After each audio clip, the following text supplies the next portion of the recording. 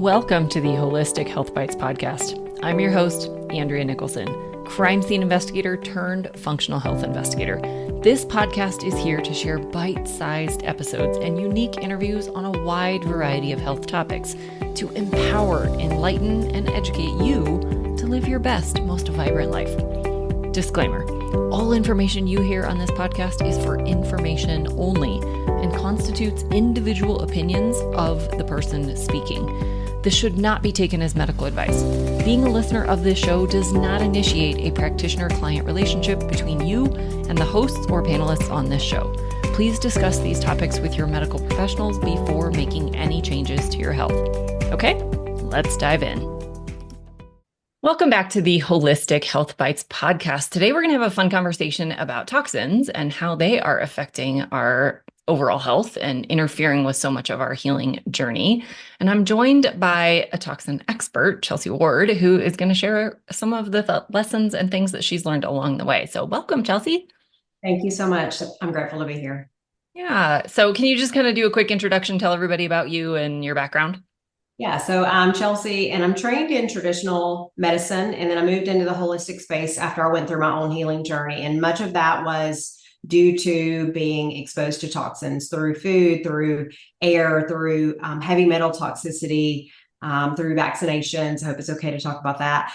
And just a lot of different exposures, breast implant, illness. And I realized what a huge role toxins were playing in my own health. And on my journey, I went all the traditional routes, going to my doctors because I was diagnosed with digestive issues, hormone imbalances, fatigue, and all the things that sounded traditionally like they could be fixed through medicine, right? And I realized that I was kind of coming up a roadblock. And even as a medical professional, I realized that I was being failed by the system. And I started to do my own research and study how food is medicine and how our bodies are actually created to heal themselves. And a huge piece of my puzzle was, one, removing a lot of the toxins that I've been exposed to, but two, really cleaning up my body after exposure to those toxins in a really step-by-step way so that I could truly get to feeling like myself again. So currently, that's exactly what I do with my clients. I help them really with that personalized plan so that, one, they can get rid of the toxins. I think that's a huge piece of a lot of our puzzles today, and really figure out the missing pieces to their puzzle so that they can too experience health the way I feel it was intended.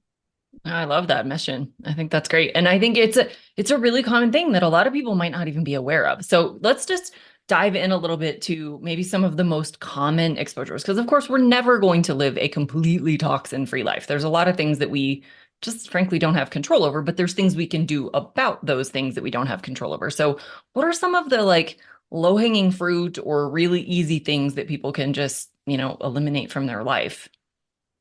I think elimination is a really good place to start, kind of reducing our exposure. So one of the biggest things is through food.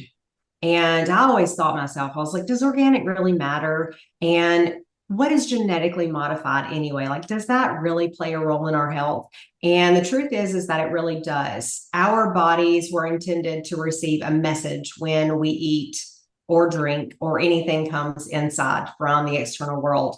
And our body was created to interpret those messages. And that's how our organs and our cells really live in optimal health, or they function optimally. So one of the things that I think we can do is just eliminate a lot of the toxin exposure we get through foods, through herbicides and pesticides, and really going more organic with our food intake. And so organic is kind of a weird space because now we're finding that even our organic foods can be sprayed. They actually are going to be, they're going to still have herbicides and pesticides on them, but they are reduced in the amount of toxins that they are exposed to. And we're finding that just the amount of nutrition in, say, an organic apple is a lot greater than an inorganic apple. And the way that our body perceives that food when it comes in is differently because those toxins on, say, inorganic foods, they really stress out the system. So while our body has to work to digest foods, it also has to work to process toxins. So it stresses things like the liver that should be really focused on, bile production, and the gallbladder that should really be focused on releasing that bile so we can break down foods appropriately. It really stresses our digestive system. So, we're not really secreting the acids that we should be secreting to be able to break down those foods appropriately. So just swapping from the inorganic foods that are sprayed with a lot of these, pesticides and herbicides heavily to the organic forms is going to help us really move the needle really big. And I really think that if we think about the things that we're exposed to most, that's another thing is our drinking water. Yeah. And it's full. Like you can look on, and I encourage you to do this, get on the environmental working group, the ewg.org. And I believe you can just put /water or just look up my area on the environmental working group and look at the water in your area and see how many toxins your water has coming in. It will be chemicals. You're exposed to medications. You are exposed to parasites, like all kind of yuckiness is in our water. So something simple like adding a water filter, and you can get those right on Amazon. Something that you can just really reduce the amount of fluoride, reduce the amount of chlorine, reduce the amount of heavy metals that you're exposed to through your drinking water. That is huge. So I personally like to use a whole house filter because I think that even when we shower, we're exposed to things through our showering water. Our skin is a really big organ, and you're absorbing more of that water than you think you are. So I had a client actually do a little experiment, and they weighed themselves before the shower and after the shower, and they weighed 2 pounds more after the shower, after they had dried. So, and I'm not saying we absorb 2 pounds of water, but I'm saying that we do absorb a lot of that, and we absorb chemicals from that water. So, and then I use more of a reverse osmosis, and I replenish the minerals in my drinking water. And I do that, just like an under the counter version for my kitchen. And the air we breathe, that's another one I think is really like low hanging fruit. And that's really because we breathe all day long. We're exposed to air all day long. And if we go outside, we're exposed to fresh air, right? We are exposed to trees and nature and all those things that have their own immune system that really help improve our immune system. They're giving us clean air to breathe, even though we have, chemicals in the air. We know those things, but we are inside more now than we probably ever have been. Yep. We have very sedentary jobs. We're in front of a computer all day long. Many of us working in an office. We're not exposed to sunlight. We're not exposed to the beautiful air outside, and we're breathing in toxins all day long. Yep. So you may or may not know, but your furniture is off-gassing toxins all the time. These companies are required to put fire retardants, flame retardants in the furniture, a lot of chemicals. You can imagine like walking into a brand new home. It's beautiful, but just think about the smell. And those things don't leave. They don't leave the paint in your walls. They don't leave the carpet on your floors. And then we're kind of exposing ourselves to additional toxins through our cleaning products and all of that. So just putting an air filter in your home is going to be amazing. And I like to say the room that you sleep in, because you're there 8 hours a night, I hope you are. And you're also maybe in your living room or your living area where you're visiting with family when you get home from work, or if you work from home, like many of us do now, because, post COVID, a lot of us kind of like a lot of these companies, they went to home offices. Yep. So a lot of us are working from home. Mm-hmm. Even if you work in a corporate building and you have an office, maybe you can put something there that will filter your air during the day, because we are inside all day long. And, just taking those walk breaks during the day, that can be super beneficial for breathing in a lot of that good, healthy air, just giving your body a periodic break. Yeah, I think that's great. I also have a lot of the same things that you've talked about in my home, just because, we're exposed to all these things that, you're not going to rip out your carpet. You're not going to get rid of your furniture. You're not going to, take all the paint off the walls. Like there's only so much we can do, and we still have to live our lives. And so we need to be able to, add these other things in to just reduce that toxin load. And I love that you also mentioned, personal care products and cleaning care products. And that's a really easy thing that you do have control over, that you can switch out for less toxic versions. So do you have some like tips or recommendations on, what to look for, how to know if the products you're using are terrible? I love using sites like Environmental Working Group. They actually have an app you can download on your phone and you can scan some of your products. So what I encourage is really you're not going to make this overnight, and like you said, Andrea, you're not going to throw your couch out and, look for all organic materials and that are not sprayed and, do they even exist? I'm not sure, but I feel like again, focusing on that low hanging fruit, as you've already mentioned, and removing maybe the spices in your pantry. So if you have a favorite seasoning and you run out of a seasoning, then look for an organic seasoning, because those are going to be less sprayed with toxins and herbicides and all the pesticides and things like that. And do the same thing with a lot of the things in your pantry that you can get cleaner versions of. Do you have a barbecue sauce that you love that's full of ingredients that you can't pronounce? If it looks like a chemical, it probably is. So when I'm looking for like salsa or barbecue sauce or dressings or things like that, then I'll look for brands that I find really consistently carry products with ingredients with real food names. And then I'll start to really kind of develop a trust with that company. It's like, okay, I can really trust Noble Made seasonings right now. Those feel really good for me. They are carrying quality products with quality ingredients. Or Primal Kitchen is another example. They make a ton of condiments, they make dressings. And, I've fallen in love with certain just brands that have been able to, I've been able to really trust them or feel like I've developed a trust with them. So, and really your pantry and your refrigerator and all of the things you're kind of adding to foods, that's really where I would start in your kitchen, is really looking at those labels and saying what looks like food, what doesn't look like food. And if you're not sure, then really just typing it in the Google search and say, hey, what is this? Yeah. What is this ingredient? And that's so helpful because, whether it be Wikipedia or some other source, you're going to be able to figure out really quickly whether or not that's a chemical or, I had a group the other day ask about maltodextrin. Well, I really encourage my clients to go wheat free and, reduce the amounts of sugars and things like that. Well, maltodextrin is kind of that undercover name for, it's a sugar, like they kind of add it as trying to get the product a little bit sweeter. But it can be rice, it can be wheat, it can be corn. A lot of times we have sensitivities to some of these foods and we're trying to remove those. And maltodextrin is just one of those that I would probably remove from my product ingredient list if I were cleaning out my pantry.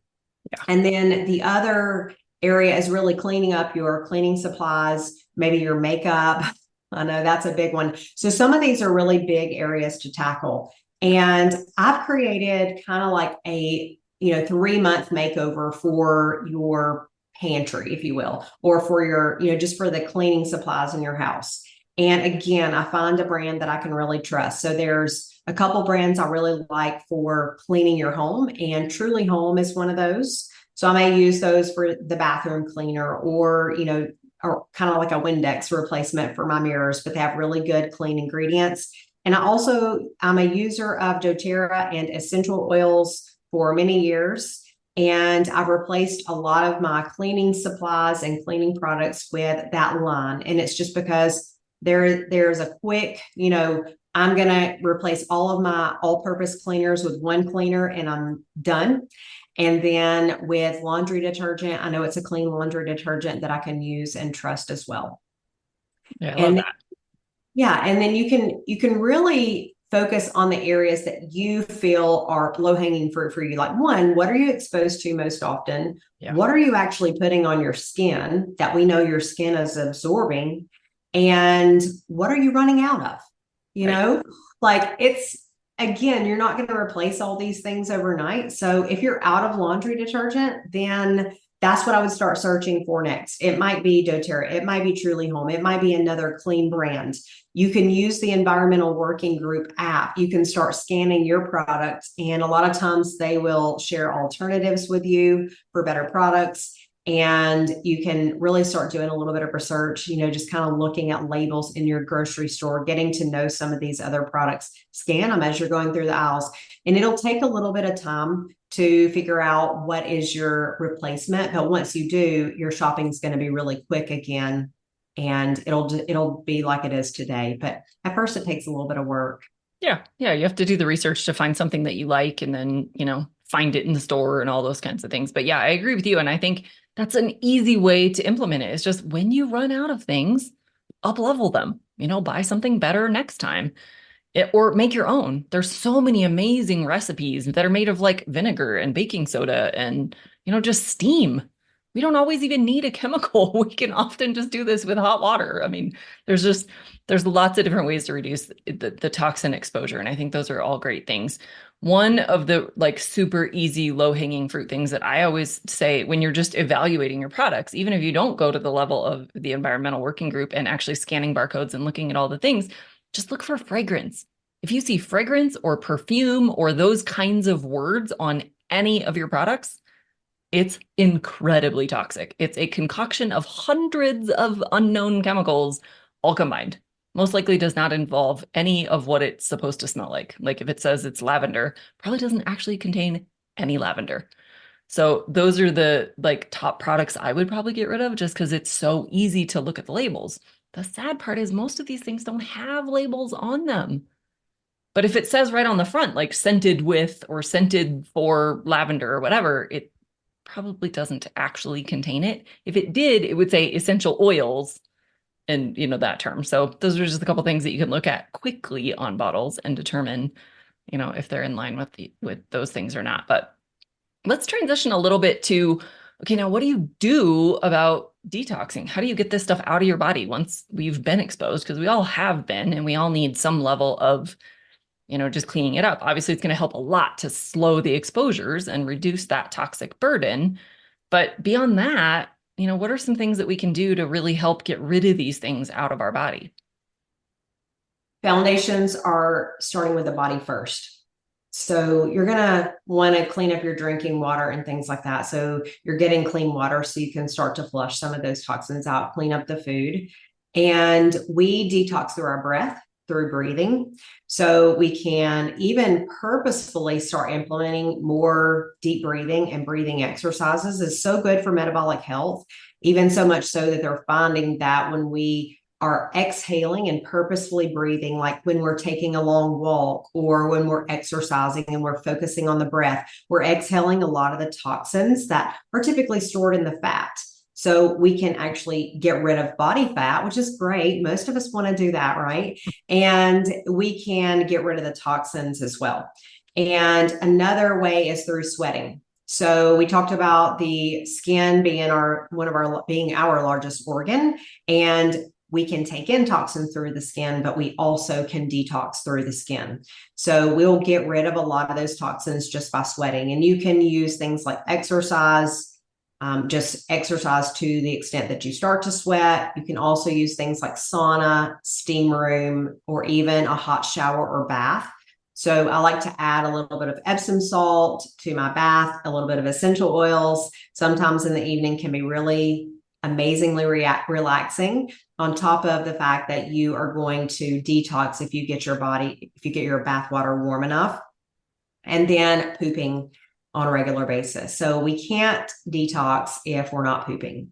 And the body actually will get rid of excess estrogen through our poop. That's another form of toxicity, like hormone toxicity is having too much estrogen. And a lot of times it's because those pathways are just blocked and we're not getting rid of the excess estrogen, particularly for women. You're going to go through those cycles and your body needs to get rid of that. It's a form of detox though. And you really are going to, anything that your lymphatic system collects in the body, I like to think of your lymphatic system as your sewage system of the body. You're really collecting a lot of the toxins, a lot of the debris. The way that we get rid of that is we move our lymphatic system, and we can do that through exercise. We can do that through rebounding, jumping on a trampoline. There's so many ways we can do that, through skin brushing, through any type of exercise, really. And when we move that toxic buildup has to have a way to exit the body. And the way that it does that is the lymphatic system dumps behind the heart and goes through the digestive system, and we poop it out. So if we're not pooping on a regular basis, then our lymphatic system is going to be backed up and clogged up as well. So those are kind of like starting areas from a physical standpoint. That's breath, that's sweating, and that's pooping. And then when you go and you look further and you want to kind of do this more from a cellular level, I like to use detox products to really help push the system. I know for me personally, I focused on diet hardcore. I was eating everything organic. I was, living my life to a T, as healthy and as clean as possible. And I still wasn't completely moving the needle when it comes to toxicity in my own life. And it wasn't until I started using the right supplements at the right time in the right combination that I really started to move the needle. So I'm not saying that supplements are like something like it's the end all be all. I just want you to know how important it is to have the right ones, because I know a lot of times people come to me and they say, oh, I've already done detox. I did a detox tea for like 10 days. Or, I bought this detox in a box at Walgreens. And I'm like, yeah, well, it's really a little bit different than that. So our body has to go through 3 different phases to actually detox.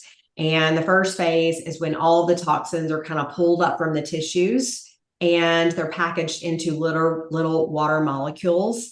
And we need certain vitamins, minerals, and amino acids to be able to pull those things from the tissues. And in phase 2, we're kind of putting a little bow on it. We're gift wrapping it. It's paired with fiber and water in that phase. And that's when it's being prepared to be taken out of the body. And then phase 3 is just elimination. So we're, again, pooping, sweating, we're breathing all of those toxins out. And this is something that happens in the body at all times, but without the proper vitamins, minerals, and amino acids on board, you're not going to get this job efficiently done. And you're going to hold on to more toxins than what you should. So I like to look for products. They are phase 1 and phase 2 detox products. They really kind of take care of helping those first 2 phases take place from a cellular level. And then pooping, that's kind of on us, right? So we're going to add the fiber. We're going to make sure that we have healthy bowel habits. And then there are products like colon cleansing type products that you can use. You can use coffee enemas to really make sure that you're releasing the bowels on a daily basis. And really, it depends on how toxic a person is.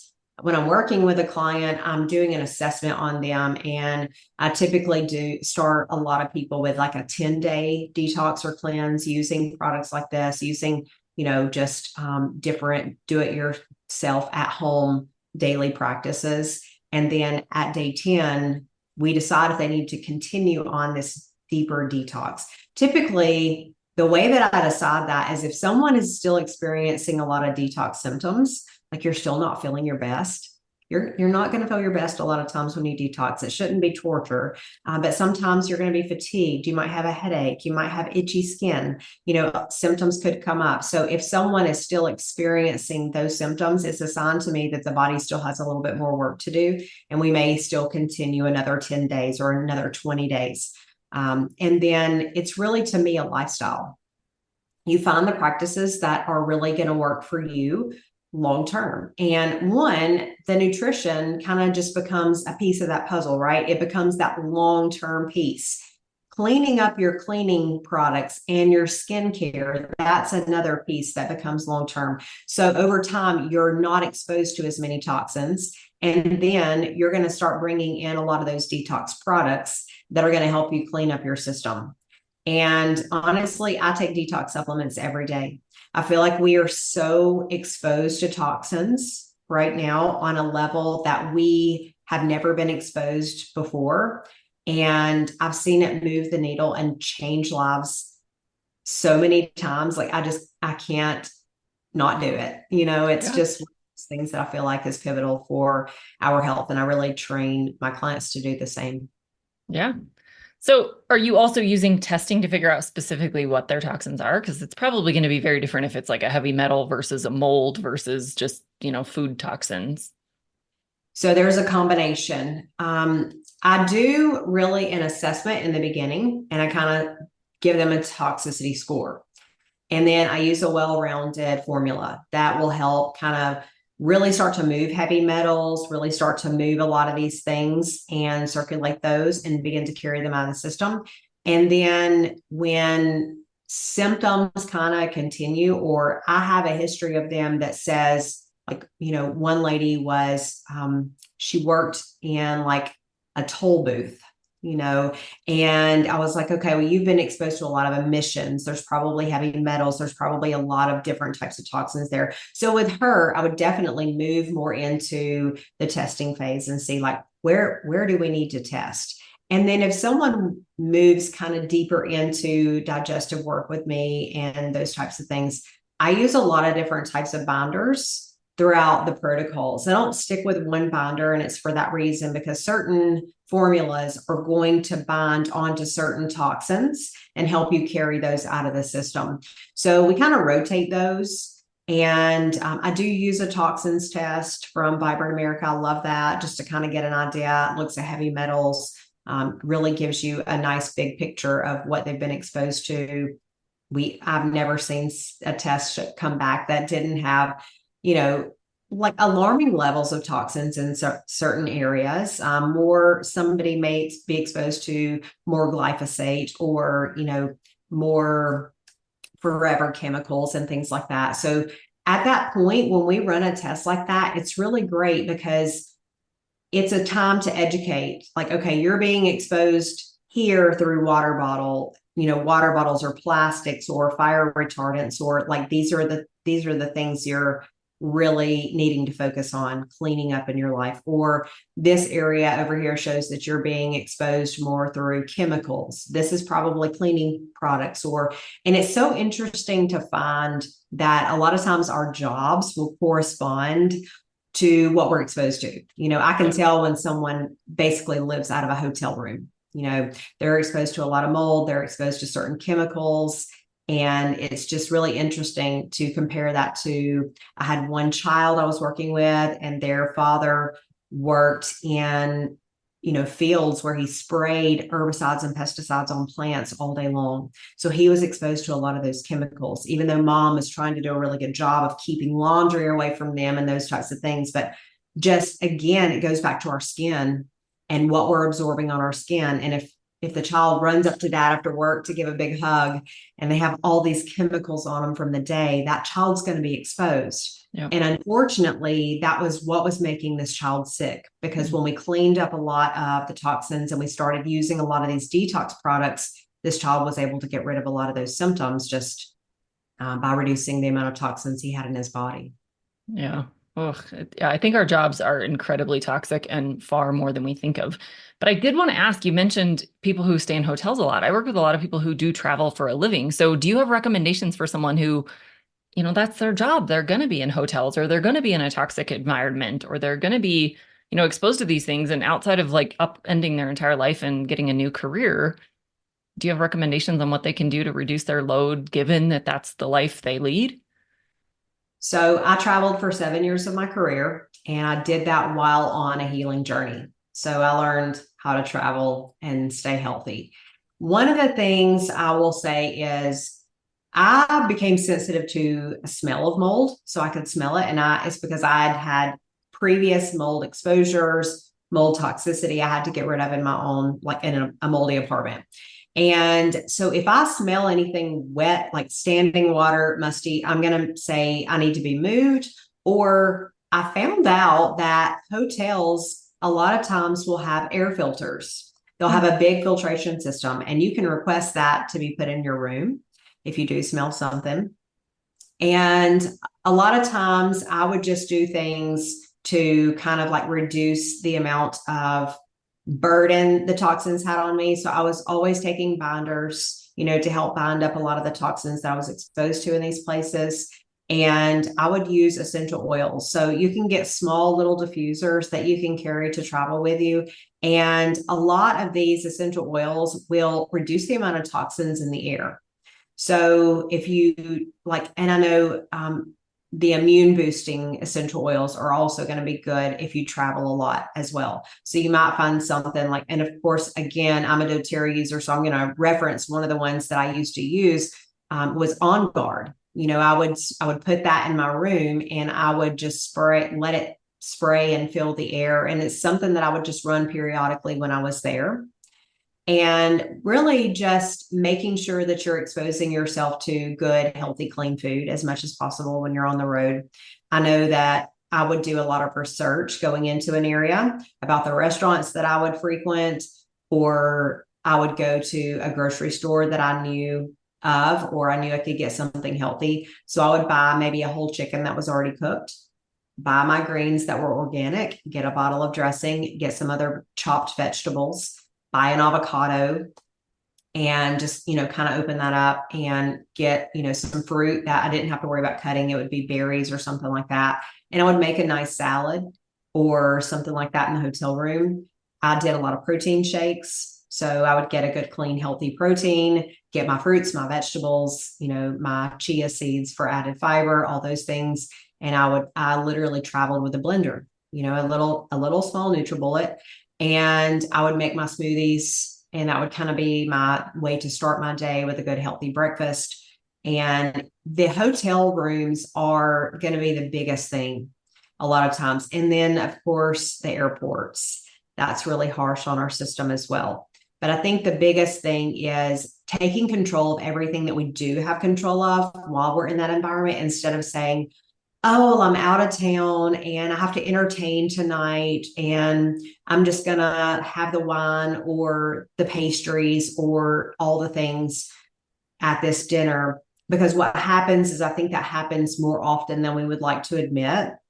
And we find ourselves in those situations where we are entertaining, or, the job is just taking control, or we're popping our food in a microwave, and we're not realizing how often these things add up over time to really just stab our health, over and over again. And before we know it, we're sick. Yeah. Oh, I've definitely been guilty of I'm traveling, I can eat whatever I want and I can live up. And I finally just gave it up. I never even thinking about the toxins per se, but I just got tired of feeling like crap, being bloated and gassy and just all the things. And it's like, this is not actually worth it to enjoy that pastry and then pay for it for hours afterwards. So yeah, I think it's easy to look at travel and holidays and vacations as free-for-alls, and there's a lot of reasons why that's not ideal, for sure. Yes. All right. So thank you so much for sharing all of your wisdom. If people want to know more about you, or, resources that you have, how can they find you?